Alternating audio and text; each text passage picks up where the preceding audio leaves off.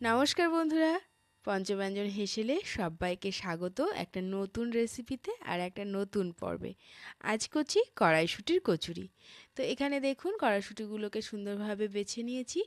আর এদিকে জল বসিয়ে দিয়েছিলাম, জলটা সামান্য গরম হলে দিয়ে দিলাম লবণ। লবণটাকে একটু নাড়াচাড়া করে নেব, নিয়ে যাতে সমস্ত জলটার মধ্যে লবণটা মিশে যায়। আর তারপরেই জলটা ফুটে উঠলেই আমরা এখানে এই কড়াইশুঁটিগুলোকে সব দিয়ে দেব এবং 2 থেকে 3 মিনিট মতন আমরা একটু নাড়াচাড়া করে নিয়ে গ্যাসটাকে বন্ধ করে জলটাকে আঁচড়ে নেব। আমি একটা চালনের মাধ্যমে এই জলটাকে একদম ঝরিয়ে নিয়েছি। এবার আমরা এই কড়াইশুঁটিটাকে পেস্ট করে নিয়েছি। আর এদিকে ময়দা নিয়ে নিয়েছি 300 গ্রাম, আর তার সঙ্গে 3 চামচ নিয়ে নিয়েছি সুজি, আর পরিমাণ মতো লবণ। এই শুকনো উপকরণগুলোকে খুব সুন্দরভাবে আগে মিশিয়ে নিচ্ছি। এবার শুকনো উপকরণগুলো মেশানো হয়ে গেলে এখানে দিয়ে দেব 3 থেকে 4 টেবিল চামচ সাদা তেল। এখানে আপনারা যে কোনো সাদা তেলই ব্যবহার করতে পারেন। আমি এখানে সানফ্লাওয়ার অয়েল ব্যবহার করেছি, অথবা আপনারা এখানে ঘিও কিন্তু ব্যবহার করতে পারেন। তারপরে উষ্ণ গরম জল দিয়ে আমরা ময়দাটাকে মাখছি, তাতে ময়দাটা ভীষণভাবে সফট হবে।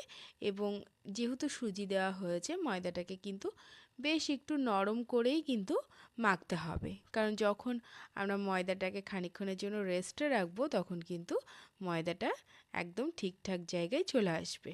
লাস্টে একটুখানি সামান্য সাদা তেল হাতে লাগিয়ে নিয়ে ময়দার গায়ে দিয়ে দিচ্ছি, তাতে খুব সুন্দরভাবে সেট হবে। আর এই ময়দাটা সেট হওয়ার জন্য 10 মিনিট আমরা ঢাকা দিয়ে রেখে দেব। আর ততক্ষণে আমরা পুরটাকে রেডি করে নেব। তো চলুন এটা ঢাকা দিয়ে রেখে দিই, আর ততক্ষণের জন্য আমরা পুরটাকে রেডি করে ফেলি। পুরটা রেডি করার জন্য কড়াইটাকে বসিয়ে দিয়েছিলাম গরম হতে। কড়াই গরম হয়ে গেলে সামান্য পরিমাণ দিয়ে দিলাম একটু সাদা তেল, তার মধ্যে দিয়ে দিচ্ছি 3টে শুকনো লঙ্কা। শুকনো লঙ্কাগুলোকে বেশ সুন্দরভাবে নাড়াচাড়া করে আমরা ভেজে তুলে নেব। আর তারপরে একে মানে আমি এখানে কিন্তু এই দুটো উপকরণ আমি ব্যবহার করি। এতে কিন্তু ভীষণ সুন্দর একটা ফ্লেভার আসে এবং ভীষণ সুন্দর টেস্টটাও আসে। এই শুকনো লঙ্কা ভেজে তুলে রাখার পরে এই তেলের মধ্যে খানিকটা কস্তুরি মেথির পাতা বা মেথি পাতাটাকে আমরা একটুখানি তেলে ভেজে নেব। শুধু ড্রাই রোস্ট নয়, এখানে আমরা তেলে ভেজে নিয়ে এটাকেও কিন্তু আমরা তুলে রাখবো। আর এই উপকরণটা আমরা পরে হাত দিয়ে বেশ সুন্দরভাবে গুঁড়ো করে নিয়ে এটাকে আমরা এই পুরের মধ্যে মিক্সড করব। এবার সামান্য তেল দিয়ে দিয়ে দিলাম একটু হিং আর একটু আদা বাটা। এটা খুব সুন্দরভাবে যেই কাঁচা গন্ধটা, মানে আদার যে কাঁচা গন্ধটা সেটা যখন বেরিয়ে যাবে, তখন এর মধ্যে আমরা দিয়ে দেব বেটে রাখা মটরশুঁটিটাকে। আর মটরশুঁটিটাও যতটা পারা যাবে কিন্তু ততটা মিহি করে এবং জল ছাড়া পেস্ট করতে হবে, তাহলে কিন্তু সব থেকে ভালো হয়। তাহলে কষানোর সময়তেও কিন্তু খুব কম সময়ে কিন্তু পুরটা আমাদের রেডি হয়ে যাবে। এবার হিং আর আদার সঙ্গে খুব সুন্দর করে মিক্সড করে নিয়ে আমরা কিছু গুঁড়ো মশলা অ্যাড করব। এখানে প্রথমে দিয়ে দিচ্ছি লবণ, তারপরে দিয়ে দিচ্ছি চিনি, তারপরে দিয়ে দিচ্ছি এই ভেজে রাখা শুকনো লঙ্কা এবং কসুরি মেথির পাতাটা গুঁড়ো করে। তার সঙ্গে দিয়ে দিলাম জিরে এবং মৌরি গুঁড়ো করা, যেটা ড্রাই রোস্ট, এবং তার সঙ্গে একটু ধনে পাউডার। ব্যাস, এবার এই সমস্ত উপকরণগুলোকে খুব সুন্দরভাবে আমরা নাড়াচাড়া করে মিক্সড করে নেব। এবং এই মটরশুঁটির কালারটাও কিন্তু একটু মানে সবুজ কালারটা হয়ে আসবে, মানে গাঢ় হয়ে আসবে, ততক্ষণ পর্যন্ত আমরা কষিয়ে নেব। তারপরে এই উপকরণটাকে আমরা নামিয়ে ফেলবো। মশলাটা দেখুন অনেকটাই কিন্তু গাঢ় হয়ে গেছে, কালারটা কিন্তু বেশ একটা গাঢ় গাঢ় কালার চলে এসেছে সবুজের। এবং মশলাটাও দেখুন কি সুন্দর খুন্তির গায়ে পুরোটা একসঙ্গে উঠে আসছে। এই পর্যায়ে নামিয়ে নিয়েছি। এবার যে ময়দাটা মেখেছিলাম তার থেকে অর্ধেক ময়দা বের করে নিয়ে আমরা এরকমভাবে ছোট ছোট লেচি করে নিচ্ছি।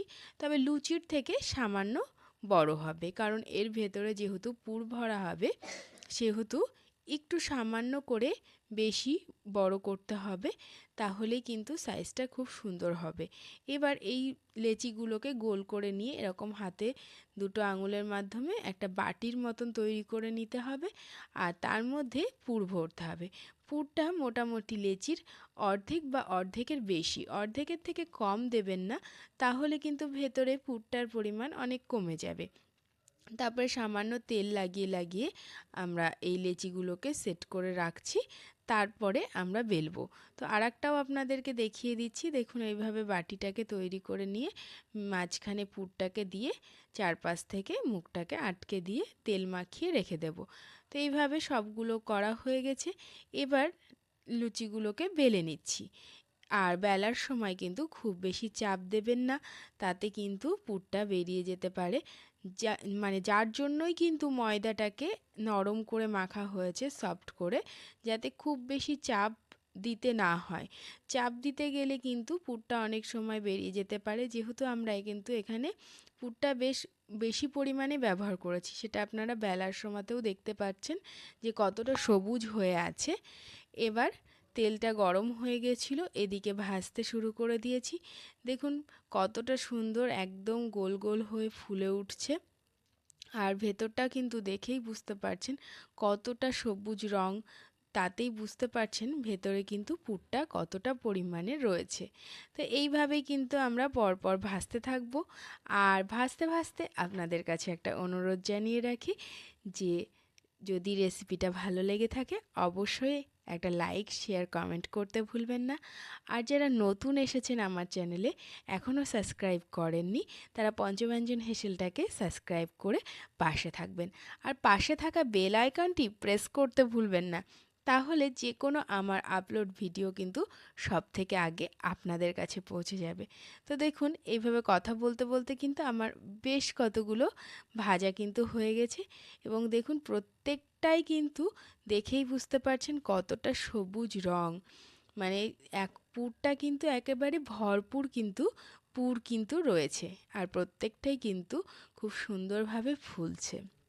এটা ফেটে গেলেও কিন্তু ফুলে গেছে কতটা, দেখতেই পাচ্ছেন। তো এইভাবে কিন্তু আমরা বাকি কড়াইশুঁটির কচুরিগুলোও ভেজে ভেজে তুলে নেব। তো শীত আছে এখনও, আর বাজারে কিন্তু এখন খুব ভালো মটরশুঁটি পাওয়া যাচ্ছে।